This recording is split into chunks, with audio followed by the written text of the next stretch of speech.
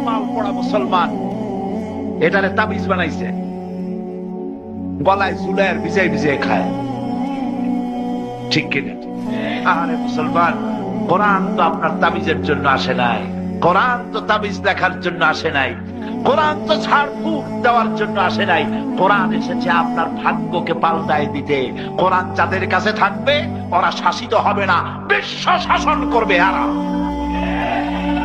কিন্তু কোরআনের কাছে আপনারা মনে করবেন না যে আমি ঝাড়ফুঁকের বিরোধিতা করলাম, না, ঝাড়ফুঁক করা যায়, রাসূলুল্লাহ নিজেও করেছেন।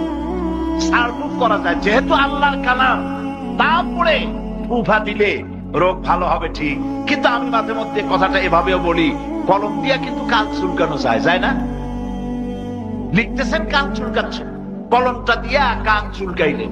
এখন কেউ যদি এই দৃশ্য দেখে মনে করলে তো ভালো কাজ, আমি আরো আঙ্গুল দিয়ে গুতাগুতি করি, কলম দিয়ে তো ভালো কাম হয়। সে এক দোকানে গিয়ে বললো, ভাই আমার একটা কলম দেন, আমি কান চুলকাবো।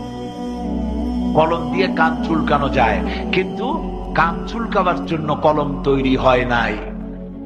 কথা বুঝে আসছে?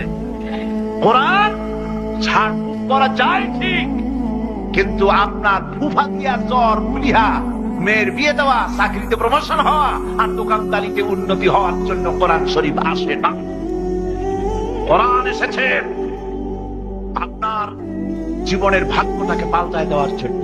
অর্থনীতি, সমাজনীতি, রাজনীতি সবটা কন্ট্রোল করবে কোরআন।